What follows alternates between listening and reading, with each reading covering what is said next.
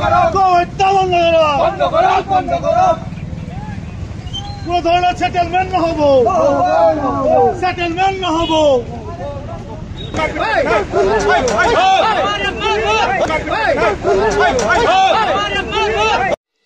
বৰপেটা ৰোডৰ চিমলাগুৰি ২৭ নং ৰাষ্ট্ৰীয় ঘাইপথত উত্তেজনাময় পৰিস্থিতি।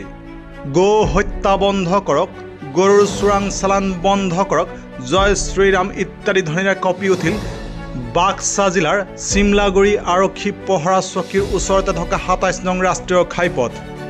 ঘটনাৰ বিৱৰণী মতে আজি ৰাষ্ট্ৰীয় বজৰং দলৰ সদস্যসকলে বিশেষ খবৰৰ ভিত্তিত চিমলাগুৰিৰ ২৭ নং ৰাষ্ট্ৰীয় ঘাইপথত ৫০০টাকৈ গৰুসহ জব্দ কৰে এখন নম্বৰ প্লেটবিহীন তথা চালানবিহীন ই ৰিক্সা। এনেকি জব্দ হোৱা গৰুকেইটাৰ এটা গৰুৰ মালিকৰো সন্ধান পোৱা গৈছে আৰু তেখেতৰ গৰুটো চুৰি হোৱা বুলি জনাইছে। এই ঘটনাক লৈ এক উত্তেজনাময় পৰিস্থিতিৰ সৃষ্টি হয় ২৭ নং ৰাষ্ট্ৰীয় ঘাইপথত আৰু ৰাষ্ট্ৰীয় বজৰং দলৰ সদস্যসকলে ইয়াক এক চোৰাং গৰুৰ কাৰবাৰ বুলি দাবী কৰাৰ লগতে এই চোৰাং গৰুৰ সৰবৰাহ তথা গো হত্যা বন্ধ কৰিবলৈ দাবী জনায়। বৰপেটা ৰোডৰ পৰা উদয়নাথৰ ৰিপৰ্ট, নিউজ টাইম ৩। নমস্কাৰ, জয় শ্ৰীৰাম। আজি ৰাতিপুৱা আমি এটা খবৰ পাওঁ যে এনেকৈ গৰু লৈ যাই আছে এটা ই ৰিক্সাত ৫টাকৈ গৰু। খবৰ পোৱাৰ পাছত আমি আহোঁ, অহাৰ পাছত এই গাড়ীটো ধৰাৰ পাছত এই সোধ-পোছ কৰোঁ।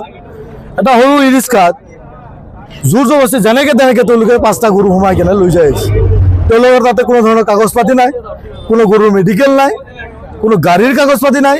এনেকৈ তেওঁলোকৰ এটা চিণ্ডিকেট এই ধৰণে চলাই আছে।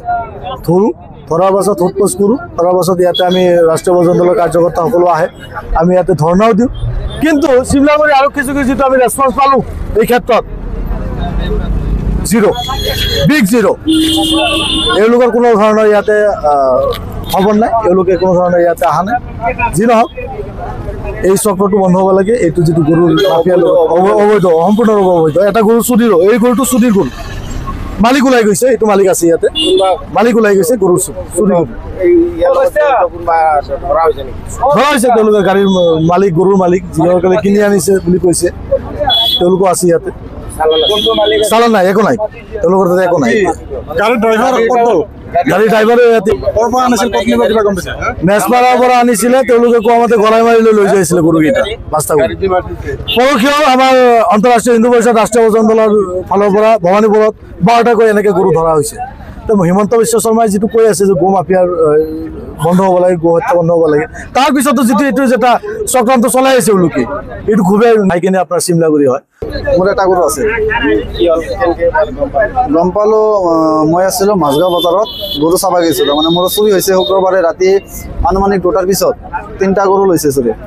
তাৰ পৰা মই তাতে আছোঁ বজাৰত, আমাৰ চিমলাগুৰি অচি ছাৰে ফোন মাৰিছে যে গৰু গাড়ী আছে, তোৰ গৰু আছে নেকি, আহি চাই যা।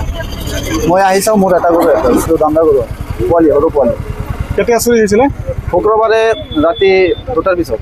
থানাত এজাহাৰ দিছিলে না? থানাত এজাহাৰ আছে। আজি আপুনি ইয়াতে কেনেকৈ খবৰ পালে? ইয়াতে এই আমাৰ অচি ছাৰে ফোন মাৰিছিল। কোন থানা? চিমলাগুৰি আউটপোষ্ট। আপোনাৰ নাম কি আৰু ক'ত ঘৰ? মোৰ নাম ইনামুল হক, মোৰ ঘৰ জাকলিবিল পথাৰ।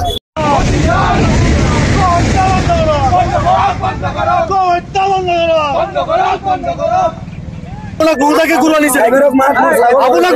আনিছে নেকি? মোক কৈছে যে 2টা গৰু আছে।